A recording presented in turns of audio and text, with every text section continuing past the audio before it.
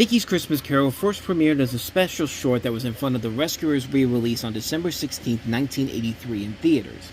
The following year, it premiered on NBC on December 10, 1984, and for about 10 years, it became a holiday tradition for that network before it eventually moved over to CBS in 1991, and was on there for pretty much the rest of the decade, and then some more times than not, you would see it on ABC or Freeform during 25 Days of Christmas, but ever since 2019 and when Disney Plus came on, it was basically relegated to just being is available on streaming and has not aired, if any time after 2019. But for most people, this is how we all got introduced to the story of A Christmas Carol. I know it was for me personally, and there's really no point in going down the plot of this. It's basically Mickey and the gang doing the story of A Christmas Carol, truncated down to about a half hour long, in which you have Mickey Mouse playing Bob Cratchit, Ebenezer Scrooge is Scrooge McDuck, you've got Nephew Fred played by Donald Duck, and of course the story is that you have Scrooge getting haunted by his former partner Jacob Marley, who's played by Goofy, and he tells him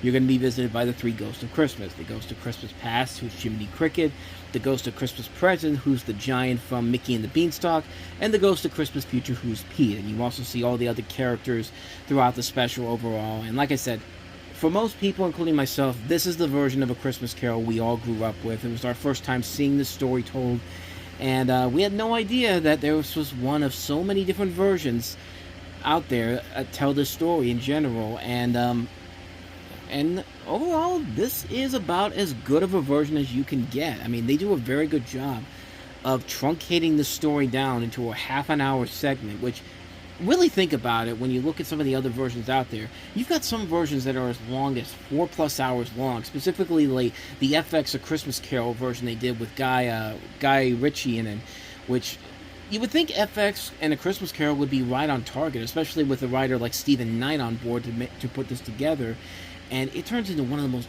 boring adaptations of the story you've ever seen. But here Disney did it with their characters from the Mickey Mouse world, and made it work into one half hour segment. And if you watch this, you see not only the old generation of Disney animators, but the new generation that would eventually be involved with, you know, the second Disney Renaissance. People like John Lasseter, people like Don Hahn. The credits alone feature so many notable names of people that you'll eventually know from other projects going forward.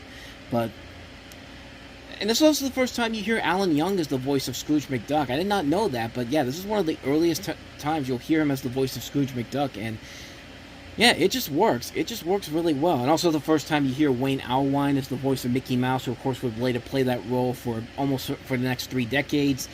And again, it's a mix of the old and new. The newer actors who would eventually take their places along with the older actors. Like, this is the last time you hear Hal Smith is the voice of Goofy, and you also hear Clarence Nash. This is his last time as the voice of Donald.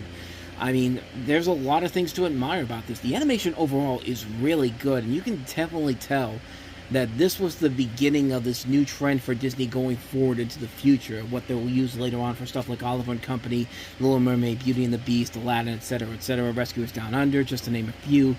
But this is literally the beginning of the early stages of the second Disney Renaissance. I mean, not officially the start of it, but definitely the right pathway towards it. And as I said, this used to be on TV a lot back in the day. It was just like it was always those versions out there where, you know, the version I'm usually familiar with, the one that aired on CBS later on down the road, where you had the 2 cartoons, the Donald Snow Fight short, and Pluto's Christmas Tree, and then they would show Mickey's Christmas Carol, and then after that they would show a sneak preview of something new that was coming from Disney. Usually it would be a preview for their next animated movie they'd be making. So it would be be stuff like Aladdin, it'd be Muppet Christmas Carol, Little Mermaid, Oliver and Company, that type of stuff.